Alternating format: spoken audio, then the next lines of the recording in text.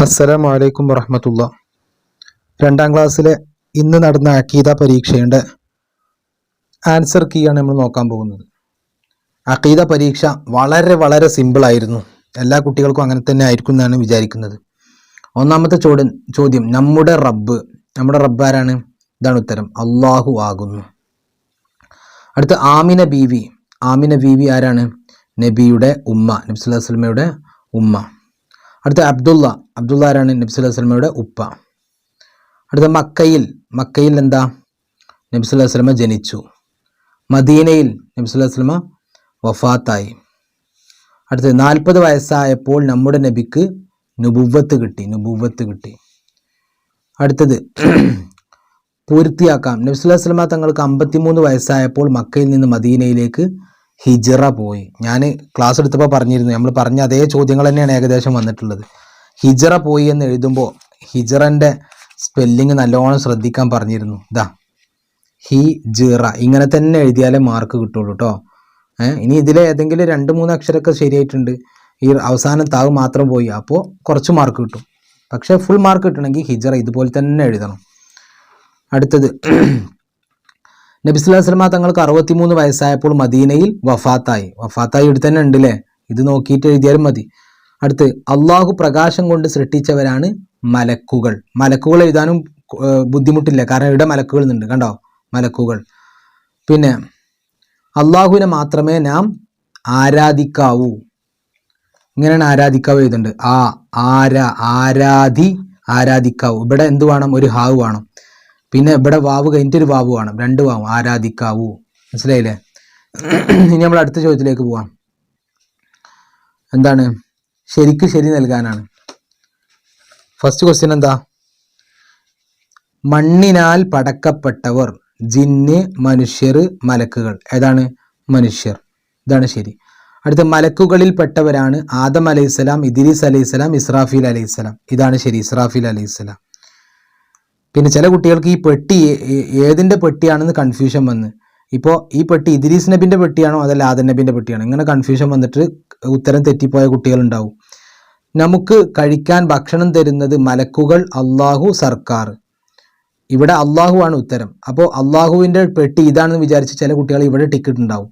യഥാർത്ഥത്തിൽ അവർ അള്ളാഹു എന്നാണ് ഉദ്ദേശിച്ചത്, പക്ഷേ ടിക്ക് മാറിപ്പോയത് ഇതാണ്. മാർക്ക് കിട്ടൂല കേട്ടോ, ശ്രദ്ധിക്കണം. ഇവിടെ തന്നെ ടിക്ക് ഇട്ടാൽ മാത്രമേ എന്താവുള്ളൂ? മാർക്ക് കിട്ടുള്ളൂ. ഇവിടെ ടിക്ക് ഇട്ടാൽ എന്താവില്ല? ശരിയാവില്ല. അടുത്ത് ഉറക്കമോ ക്ഷീണമോ ഉണ്ടാകില്ല നബിമാർക്ക്, മനുഷ്യർക്ക്, മലക്കുകൾക്ക്. ആർക്കാണ്? മലക്കുകൾക്ക്. അടുത്തത് അള്ളാഹു നമുക്ക് കാണാൻ തന്നു മൂക്ക്, കണ്ണ്, കൈ. ഏതാ ശരി? കണ്ണ്. അടുത്തത് ഒക്കെ നമ്മൾ പറഞ്ഞ ചോദ്യം, നമ്മൾ പറയാത്ത ഒരു ചോദ്യം വന്നിട്ടില്ല, ഫുള്ള് നമ്മൾ പറഞ്ഞ ചോദ്യങ്ങളാണ് വന്നത്. അടുത്ത് വേർതിരിക്കാനാ. മദ്രസ, മലക്ക്, പേന, പിശാജ്, ജിന്ന്, മനുഷ്യൻ. കാണുന്നവ, കാണാത്തവ. നാം കാണുന്നവ മദ്രസ കാണും, മലക്ക് കാണൂല, അടിയത്തെ വരിയിൽ. പേന കാണും, അത് ഫസ്റ്റ് വരിയിൽ.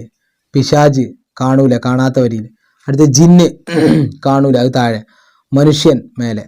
അങ്ങനെ. അടുത്ത് സൃഷ്ടികളിൽ 3 വസ്തുക്കളുടെ പേരെഴുതാം. ഞാൻ നേരത്തെ പറഞ്ഞിരുന്നു, അന്ന് നമ്മൾ റിവിഷൻ ക്ലാസ് തുടങ്ങുമ്പോൾ തന്നെ ഞാൻ പറഞ്ഞിരുന്നു, നിങ്ങൾക്ക് അറിയും, പലതും അറിയും, പക്ഷേ അതൊക്കെ നിങ്ങൾക്ക് എഴുതാൻ കിട്ടിക്കൊള്ളണമെന്നില്ല. എന്ത് ചെയ്യണം? നിങ്ങൾ ടെക്സ്റ്റ് ബുക്കിലുള്ളതെങ്കിലും പഠിക്കുക എന്ന് പറഞ്ഞിരുന്നു. അപ്പോൾ സൃഷ്ടികളിൽ 3 വസ്തുക്കളുടെ പേരെഴുതുക എന്ന് പറഞ്ഞാൽ ഇവിടെ പൂക്കൾ എന്ന് എഴുതിയാൽ മതി, അല്ലെങ്കിൽ മലകൾ, അല്ലെങ്കിൽ ഭൂമി, ആകാശം, അല്ലേ, മഴ.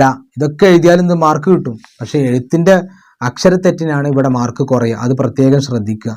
ഇവിടെ ഒരു ക്വസ്റ്റ്യന് 3 മാർക്കാണ്.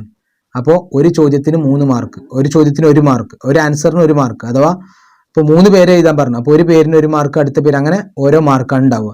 അതിൽ അക്ഷരത്തെറ്റ് വന്ന് ആ വാക്ക് വൃത്തിയിൽ വായിക്കാൻ തന്നെ കിട്ടാത്ത രീതിയിലാണെങ്കിൽ അതിന് മാർക്ക് ഉണ്ടാവില്ല, പിന്നെ മാർക്ക് കുറയും ചെയ്യും. അടുത്ത് നമ്മുടെ നബി സല്ലല്ലാഹു അലൈഹി വസല്ലമയുടെ പേരെന്താണ്? എന്താണ്? മുഹമ്മദ് സല്ലല്ലാഹു അലൈഹി വസല്ലം. എങ്ങനെ മുഹമ്മദ് എഴുതുക?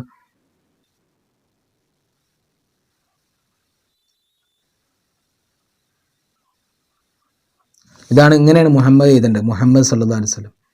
ചില കുട്ടികൾ ഇവിടെ ഹായിന് പകരം ഇത് ഹജുമുമ്പാടത്തിൽ പഠിച്ച അക്ഷരം എഴുതിയിട്ടുണ്ട്, അതുകൊണ്ടൊന്നും മാർക്ക് കിട്ടൂല എന്ന് പറഞ്ഞാൽ മാർക്ക് കുറയും. ഇവിടെ ഒരു ക്വസ്റ്റിന് 3 മാർക്കാണ്, അപ്പോൾ 2 മാർക്കാവും. അങ്ങനെ സ്പെല്ലിംഗ് മിസ്റ്റേക്കിന് മാർക്ക് പോകും. എപ്പോഴും അള്ളാഹുവിന് വഴിപ്പെടുന്നവർ ആരാണ്? മലക്കുകൾ. അതൊക്കെ ഇപ്പുറത്ത് തന്നെ ഉണ്ട് ഉത്തരം. മലക്കുകൾ എന്ന് ഇവിടെ നോക്കി എഴുതിയാൽ മതി, എന്നാൽ അതിൻ്റെ സ്പെല്ലിംഗ് മിസ്റ്റേക്ക് വരൂല. അടുത്ത ചോദ്യം പിന്നെ എന്താണ്? ആരാധനക്ക് ഡാഷ് മറ്റാരുമില്ല. ഇതൊക്കെ നമ്മൾ പറഞ്ഞ ചോദ്യമാണ്. ആരാധനക്ക് അർഹൻ എങ്ങനെയാണ്? ആരാധനക്ക് അർഹൻ അള്ളാഹു അല്ലാതെ. അപ്പൊ ഇത് ഫുള്ള് പൂരിപ്പിക്കാൻ വന്നു. അർഹൻ അള്ളാഹു അല്ലാതെ. ആരാധനക്ക് ഇവിടെ ഉണ്ട്, ബാക്കി അർഹൻ അള്ളാഹു അല്ലാതെ മുഴുവനായി പൂരിപ്പിക്കണം. എത്ര മാർക്കാണ് ഇതിന്? 2 മാർക്ക് അല്ലേ? 2 മാർക്കാണ് ഇതിന്. അടുത്തത്, അള്ളാഹു നമുക്ക് നടക്കാൻ എന്ത് തന്നു? കാല് തന്നു. ചില കുട്ടികൾ കാലിന്ന് എഴുതുമ്പോൾ ഇങ്ങനെ എഴുതിയിട്ടുണ്ട്. ഇതെന്താ വായിക്കുക? കാലിന്ന് വായിക്കുമോ? ഇല്ല, ഇത് കല്ലെന്നാ വായിക്കുക. ഇത് തെറ്റാണ്. കാലിന്ന് എഴുതുമ്പോൾ എന്ത് ചെയ്യണം? ഇങ്ങനെ വരണം, അലിഫ് വരണം. ആ അലിഫിലേക്ക് എന്ത് ചെയ്യാൻ പാടില്ല? ലാമ് മുട്ടിക്കാൻ പാടില്ല. ഇങ്ങനെ നിങ്ങൾ ഇതുപോലെ എഴുതിയിട്ടുണ്ടെങ്കിൽ മാർക്ക് കുറയും. കാല്. അടുത്ത്, എല്ലാം ഡാഷ് അള്ളാഹു, എന്നും ഡാഷ് അള്ളാഹു. ഇത് നമ്മൾ പറഞ്ഞിരുന്നു. ഈ പാട്ട് ചിലപ്പോൾ വരുന്നേക്കാം എന്ന് പറഞ്ഞിരുന്നു. അതന്നെ അതുപോലെ വന്നു. ഈ പാട്ട് നമ്മൾ വരൂല എന്ന് പറഞ്ഞു, അത് വന്നിട്ടില്ല. പക്ഷെ ഈ പാട്ട് വന്നും ചെയ്തു. എന്താണ്? എല്ലാം അറിയും അള്ളാഹു, എന്നും ഉള്ളവൻ അള്ളാഹു, ഉള്ളവൻ. ഇത് രണ്ടും എഴുതിയാൽ മാർക്ക് കിട്ടും. അപ്പോൾ ഇങ്ങനെയാണ് ഇന്നത്തെ ആൻസർ കീ. അസ്സലാമു അലൈക്കും വറഹ്മത്തുള്ളാഹി.